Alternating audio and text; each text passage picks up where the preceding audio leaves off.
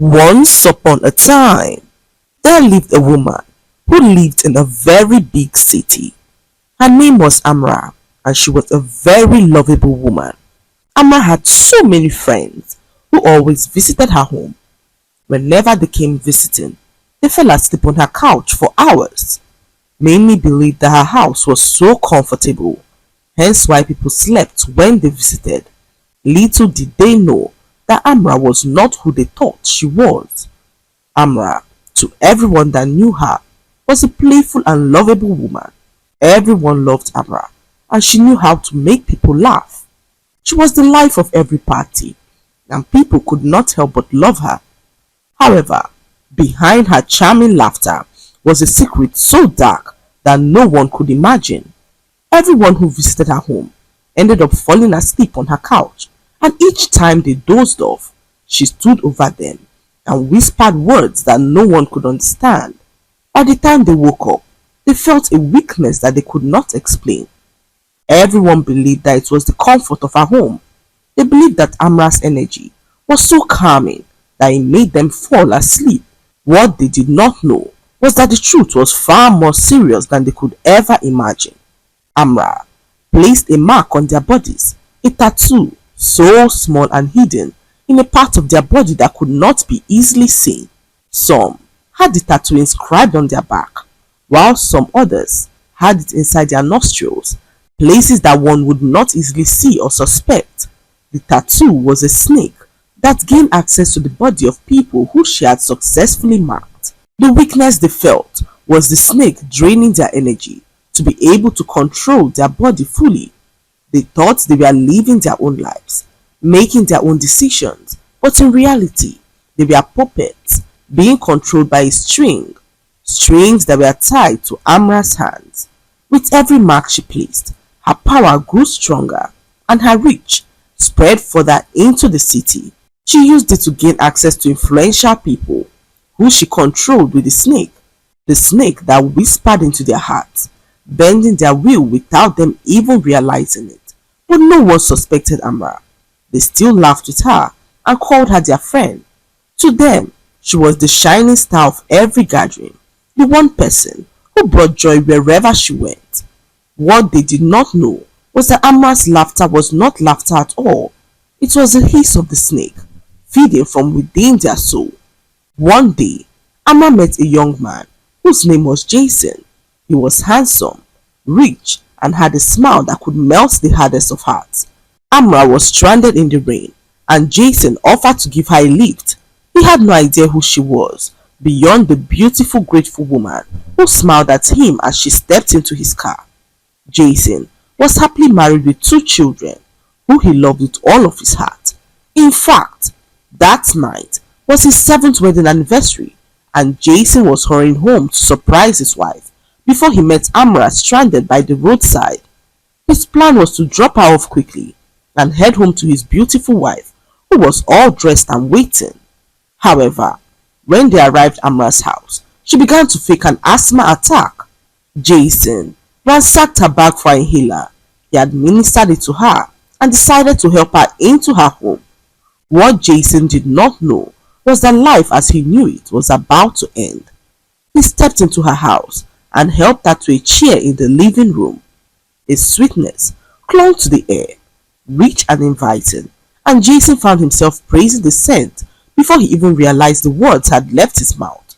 Amra thanked him for saving her life, her eyes gleaming with something Jason could not explain. "Just rest a little before you go. You look tired," she said to Jason, who shook his head, insisting that he had to leave. "No, my wife is waiting.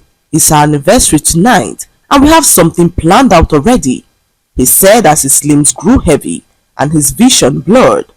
Jason sat down just for a moment, and that moment was all that Amra needed.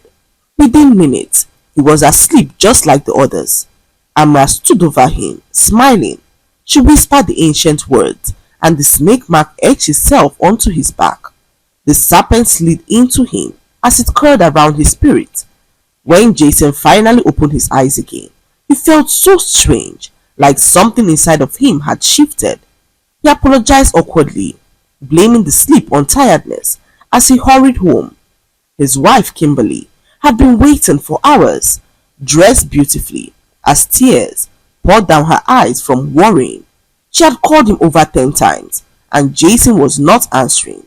When he arrived home, Kimberly expected a form of explanation, but Jason ignored her completely as he went to bed. No apology, no remorse, and Kimberly could not believe her eyes. She confronted Jason, who picked up his pillows and went to sleep on the living room sofa. What's the point of celebrating our wedding anniversary when I have to come back to your constant nagging? He asked his wife, who stood there in disbelief. Jason had never spoken to her with such a tone. He was the sweetest person she had ever met. In their 7 years of marriage, Jason never raised his voice on her. He never dismissed her tears, never talked down on her no matter what. Kimberly's heart sank as she stared at the man who looked so much like her husband but somehow did not feel like him. The days that followed saw Jason's complete transformation. The man who once adored his wife now ignored her completely. The father who once laughed with his children now shouted at them for the smallest mistakes. He stayed out late and on most days did not return home at all. His wife's heart shattered as she shed tears that she had never shed in their 7 years of marriage. The laughter that once filled their home vanished and was replaced by complete silence and fear. His children tiptoed around him, too scared to call him daddy, as they always did. Jason now belonged to Amra. Every smile he gave his wife was hollow. Every word to his children was sharp. He spent his time with Amra, drawn to her house like a moth to a deadly flame. And each time he fell asleep on her couch, the snake's hold on him grew tighter, twisting him into a man his family could no longer recognize. His wife, Kimberly, could not understand what was happening. She tried speaking to Jason, but their conversations always ended with angry screams. Jason was not willing to listen to her. He blamed her for everything that was happening and even encouraged her to leave if she was fed up of their marriage. He began to lock his phone with a password, making it difficult for his wife to gain access to it. He stopped providing money for his family, saying that if they needed anything, then they should work for it. Jason missed his children's birthdays. Even when his first son was sick, he asked his wife why she was disturbing him with it. After all, he's not dead, so what is the fuss all about? He said to Kimberly, whose mouth opened in shock to hear such vile words from her husband. Kimberly could barely believe it. The man who once kissed their children goodnight and prayed over them was now a stranger in his own home. Jason no longer cared for the little things that made their family whole. Birthdays, dinners, anniversaries. His heart had grown colder with each passing day, and his soul seemed to drift farther away from them. But what Kimberly did not know was that every time Jason laid on Amra's couch, the serpent inside him tightened its claws. Neighbors began to whisper. They noticed Jason's absence from family outings, his sudden change of behavior, his constant visit to Amra's house. Some even suggested Kimberly was no longer a good wife, that perhaps she had driven her husband into another woman's arms. The rumors caught her deeply, but she could not defend herself. How could she explain something she did not understand? At night, Kimberly cried herself to sleep while her children clung to her. Their once joyful home was now filled with tension and fear. Jason's footsteps at the door made their hearts race, not with excitement, but with dread. One evening, Kimberly confronted him again, desperate to save her family. Jason, she pleaded, tears streaming down her face. What has happened to you? This isn't the man I married. Jason turned to her, his eyes dark and distant. Maybe this is who I've always been, and you are just too blind to see it. His words pierced her like a knife as Kimberly fell to her knees sobbing. She could feel her marriage slipping through her fingers, and she had no power to stop it. Just as she sat there, Jason picked up his car keys and drove out of the house. It was already 10 p.m. and Kimberly could not understand where he was going by that time of the night. Filled with so much curiosity, she decided to trail him. As they arrived at Amra's house, Kimberly watched from a distance as Amra hugged her husband and took him into the house. Her heart crumbled at the sight of this. Her husband, the man who once swore eternal love to her, was now holding another woman in his arms. Her tears poured like a fountain as she returned home, feeling broken and dejected. The next morning, when Jason returned, Kimberly was waiting. Her face was pale, her eyes swollen from crying, but her voice remained steady. "Jason," she said, blocking the doorway before he could pass. "I followed you last night. I saw you at that woman's house. Tell me the truth. What is really going on?" Jason looked at her with eyes that no longer belonged to him. "Kimberly," he said flatly, "I don't need to hide anything from you anymore. Amra is the one I love. She makes me feel alive in ways you never could. I don't love you anymore." The words shattered Kimberly into 1,000 pieces. Her knees buckled as she clutched the door frame for support. In all their years together, through every fight and trial, Jason had never spoken with such cruelty. "Jason," she whispered, choking back sobs as she began to speak. "We have children together, Jason. We have a family. How can you say this?" But Jason brushed past her coldly, as if her pain meant nothing to him. Kimberly could not hide her pain. She was so broken and desperate that she decided to pay Amra a visit. She knocked at the door, her hands trembling as Amra opened the door and smiled at her. Amra looked so radiant, her laughter ringing sweetly as though Kimberly's sorrow were melodies to her ears. "Please," Kimberly begged Amra to leave her husband alone. "I don't know what you've done to him, but I'm here to beg you to please leave him alone. Jason had been so mean to us, and this has affected our children, who miss their father so much." Amra's smile widened as she laughed mockingly. "Leave him alone?" she repeated softly. Then, suddenly, her voice sharpened. "You dare come into my presence and tell me what to do? Jason is mine, and there is nothing you, a weeping little wife, can do about it." Amra's face twisted into a cruel smile. Her eyes darkened as she leaned closer and began to speak. "You fool! Jason is mine now. Go back to your empty home, because nothing you will do will change my mind."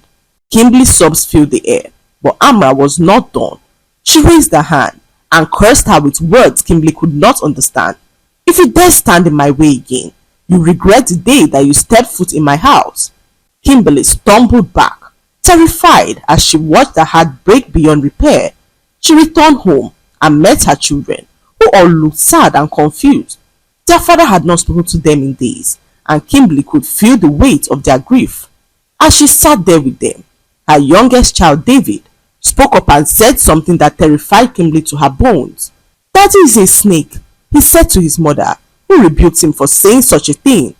Her heart skipped a beat as she looked at her son, David, his eyes wide and unblinking, as he pointed at his father's room door and repeated that his father was a very big snake. "I saw it, Mommy. In the night, when Daddy was sleeping, a big snake surrounded him on his bed. He looked at me, and I ran back to my room and hid under the bed." Kimberly's breath caught in her throat. She stared at her son, her mind racing as her heart began to pound in her chest. "What are you saying, David? How can your daddy be a snake?" she asked David, who she rebuked and warned never to say such again. That night, as she slept, Kimberly dreamt of a very huge snake coming out of her husband's back. She saw her husband helpless and confused as the snake controlled him against his will. Kimberly woke up terrified as she began to pray. Her entire body was full of fear as she went down on her knees and prayed. Her husband stormed into her room and ordered her to leave his house. His eyes burned with rage as his voice thundered through the room. "Get out of my house," he said as he pushed her out of the house. Kimberly watched as her husband chased their children out of his house as well. She watched in stunned silence as Jason shut the door to their faces, not caring where they would sleep by that time of the night.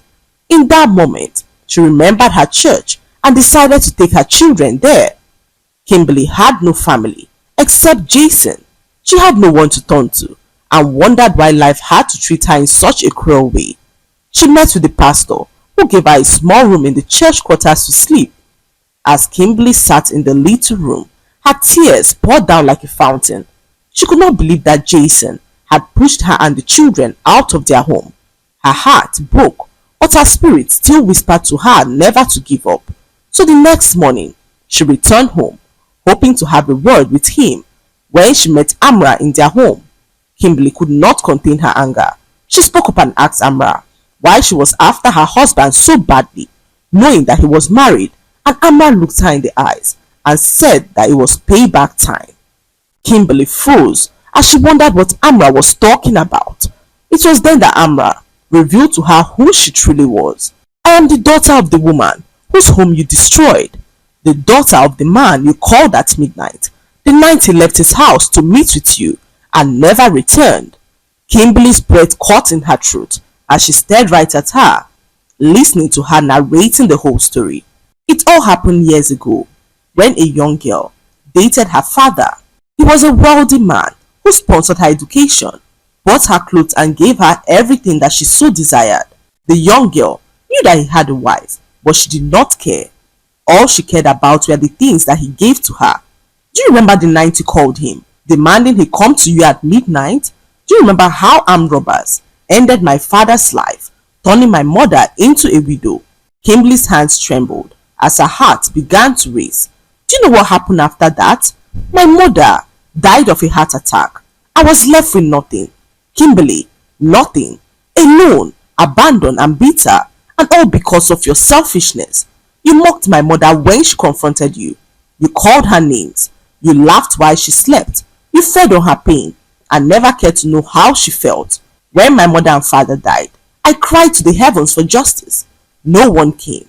So I went to the water spirits. I begged them for power to avenge the death of my parents. So they gave me the spirit of a serpent, and with every soul that sleeps in my house, the serpent grows stronger. Amra leaned closer, her voice trembling as she continued to speak. I will make you taste the same pain. I will make you watch your husband turn against you and your children, and your name will become nothing but ashes. Kimberly collapsed to the ground as she lifted her eyes to the heaven and began to weep bitterly. God, she cried, you know I am innocent in all of this. Please, do not let my children suffer for something I did not do. Deliver my husband and break the serpent's hold, she said as Amra's anger rang out, filling the entire room with dread. Innocent, you say? She said to Kimberly, who insisted that she was innocent. I was never the one who slept with your father. It was my twin sister who died so many years ago of a strange illness. Amra froze. Her laughter died in her throat as her eyes began to widen. What did you just say? She whispered, her body trembling. Kimberly's voice was steady, though her tears fell freely. Yes, I had a twin sister. Her name was Kira. We were identical in every way, but we were not the same inside. She was reckless. She was wild. She lived for things I never dared to touch. For years, I carried her shame. People mistook me for her, and I paid for sins I never committed. Amra staggered back, her breath ragged, the serpent's shadow hissing behind her. No, it was you. It was your voice that called my father that night. It was you who mocked my mother when she cried. Kimberly shook her head, clutching her chest. Amra, I swear before God, it was not me. My sister's choices destroyed many lives, including mine, but I will not let her sins destroy my children too. Lies! Lies! Amra shouted. You are her sister, and you will pay for what she did to my family, Amra said as she tried to strike Kimberly with the snake, but Kimberly lifted her hands up to the heavens and began to pray. God of mercy, save us from this evil that has come to destroy us. I am innocent, Father. Send your fire to consume the evil that sought to destroy me. At her words, the atmosphere shifted, the wind roared, and the ground began to shake. Lightning slashed across the sky as fire from above consumed the serpent completely. Amra screamed, clutching her head as the very spirit that she trusted left her powerless in that very moment. No! She screamed, her voice filled with rage and terror. This was not the plan. You can't leave me now, she said as she noticed that her power had gone. Amra fell to the floor, screaming. She was nothing more than a broken woman, stripped of her vengeance. Everyone who she had marked with the serpent in the past all felt a sudden release, like chains snapping from their very souls. The evil snake was destroyed, and the tattoos disappeared from their bodies. Jason, who had been bound in silence through it all, suddenly gasped. and collapsed onto the floor. His body shook violently, as though something heavy was being ripped out of him. Kimberly ran to his side, holding him as he trembled. The mark on his back began to burn, glowing red, then vanished completely. Jason's eyes cleared, and for the first time in months, his face softened. Tears rolled down his cheeks as he looked at his wife and children. Kimberly, his voice cracked. What have I done? What have I become? Kimberly wept as she embraced him. It wasn't you, Jason. You were a prisoner, but now you are free. Their children rushed into their arms, crying, Daddy! Daddy! As Jason hugged them tightly, promising never to leave them again. The home that had been filled with fear and silence was suddenly filled with tears of joy and trembling relief. Meanwhile, Amra remained on the floor, broken and powerless. Her laughter was gone. Her beauty seemed to fade as years of bitterness weighed down on her face. Kimberly turned to her. Amra, listen to me. I was not the woman who destroyed your home. It was my twin sister, and she is dead. I have suffered for her sins all my life, even though they were not mine. I am sorry for what happened to your parents, but carrying hate has destroyed you more than anyone else. Amra looked up, her eyes red and swollen. For the first time, she realized the serpent had never given her justice. It had only devoured her heart. Her lips trembled as she whispered, all these years, I thought hurting others would heal me, but I only became the very thing I hated. Kimberly stretched out her hand. Let it go, Amra, Kimberly said gently. Your parents are gone, but you can still choose peace. Release the past, and you'll be free like the rest of us. Amra hesitated. Tears streamed down her face as she slowly took Kimberly's hands. In that moment, something broke inside of her. The bitterness that had consumed her melted away. She let out a cry, not of anger, but one of release. That was how Amra left Jason and his wife in peace. She learned her lesson that revenge is a fire that burns the hand that holds it. The lesson to be learned from this story is that actions always have consequences. Learn to live right with people and do not be the cause of pain to the innocent. Kimberly carried the shame of her sister's mistakes, yet she chose prayer and forgiveness instead of bitterness, and that brought her deliverance. Amra allowed anger to fester into vengeance, and in the end, it consumed her. The lesson is clear. When we seek revenge, we only end up destroying ourselves. But when we choose mercy, truth, and love, even the deepest chains can be broken. I hope you enjoyed the story.